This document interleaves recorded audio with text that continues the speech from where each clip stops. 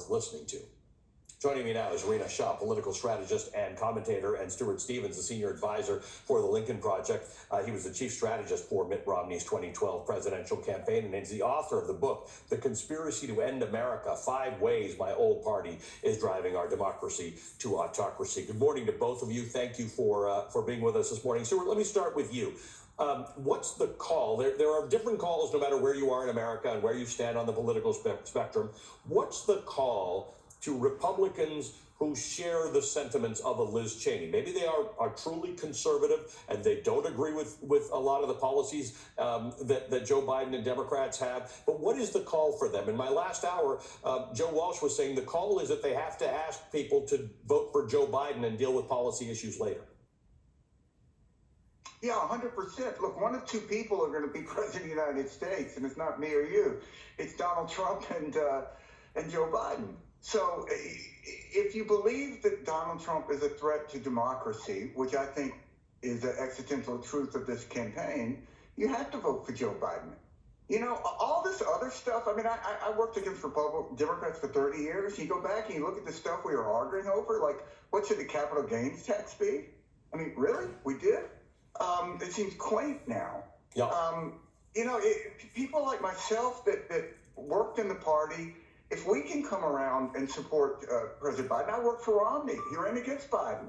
But, you know, the night that Romney lost, we were tired, we were exhausted, we were disappointed, but we didn't go to bed fearing for the country. And that's how this should work. And it's a choice. You have to be for Biden or you have to be for Trump. And I think the American choice is to be for Biden. Rena, let's talk about this. Let's talk about being a member of a party. Look, I don't judge whether somebody remains a member of the Republican Party or is a former member of the Republican Party. Doesn't matter. But if you are within that structure, you have friends who are on the line somewhere about Trump v. Biden, it's hard to have those conversations. It actually comes at a greater cost for you to have that conversation than it does for me to have that conversation. Tell me about that and how you talk to people about it. Well, it's almost as if you're the worst person to be still affiliated with the Republican Party and talk about how you don't like Trump. That is a tough position to be in because, again, the whole playbook of the right seems to be to demonize the Democrats.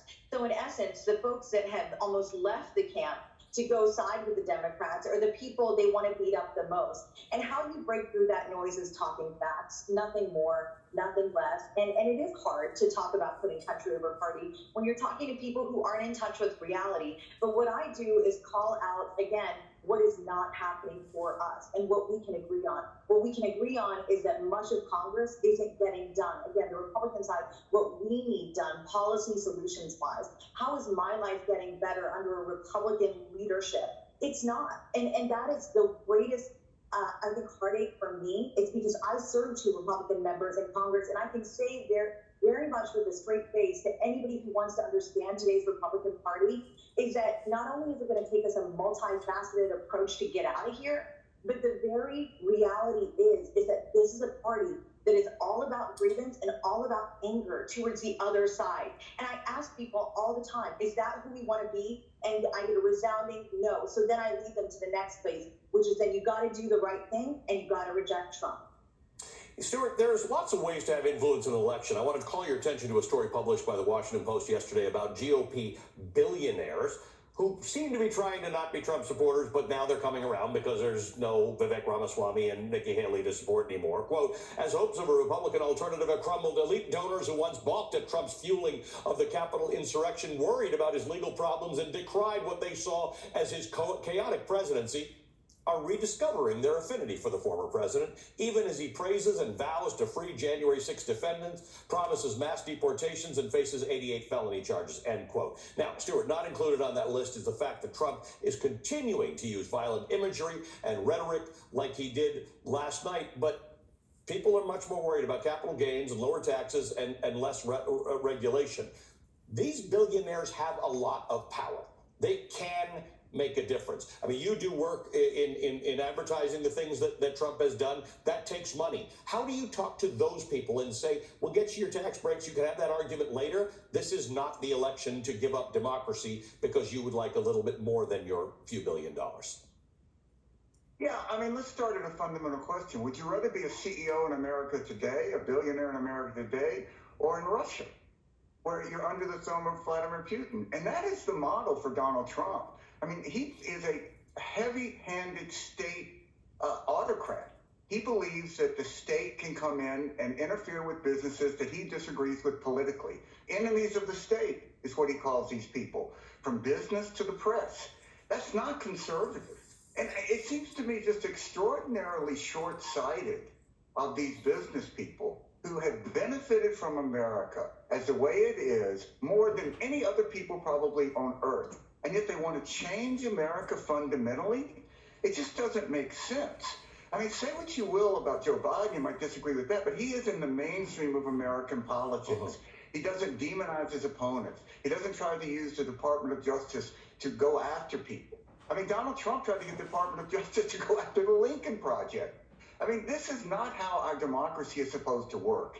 And the essence of any democracy is that somebody has to be willing to lose. And Republicans walked away from that. So, you know, I think you're really breaking faith with what is the American tradition. What is the legacy of the greatest generation?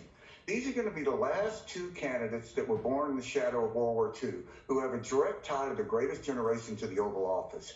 And which values are you going to honor? I mean, do you want somebody who represents the worst of this in Trump, or somebody who's in the American mainstream like Joe Biden? Rena, how do you think about the rich, who, you know, people are voting in their self-interest, and I get that.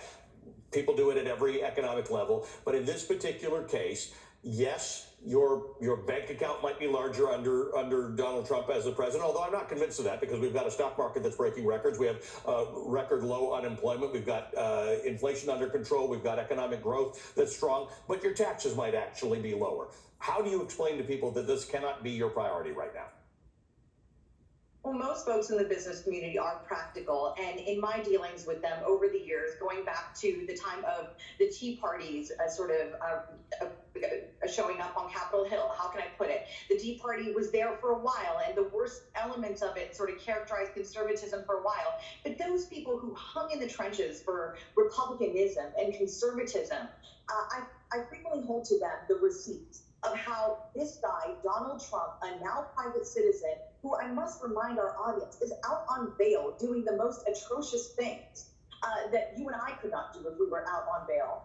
This is a guy that is unpredictable and is becoming more unhinged by the day. Do you want to take your chance on somebody like this? It might sound counterintuitive, but Joe Biden gives Republicans the best option, the best opportunity, and the best chance, no matter how you look at it, any which way you turn it, of shifting away from Trumpism towards a more inclusive and forward-thinking conservatism. And that is how I get the light bulb to go off in these conversations. I say to them, do you want to be part of a party right now that is overrun by misinformation and conspiracy theories? Is that what you want to stick your label to? And then again, you get them thinking practically, and you get them understanding that maybe Biden may be a little bit of pain for them in some way economically, who knows, however they want to look at it. But it is worth the fight to keep the United States away from a one-party rule and away from a madman that you cannot predict what his action tomorrow will be. Thanks to both of you. I always appreciate having you here. Rena Shah is a conservative political strategist and a commentator and a former RNC delegate. Stuart Stevens is a senior advisor to the Lincoln Project and author of The Conspiracy to End America: 5 Ways My Old Party is Driving Our Democracy to Autocracy. Coming up, there's a new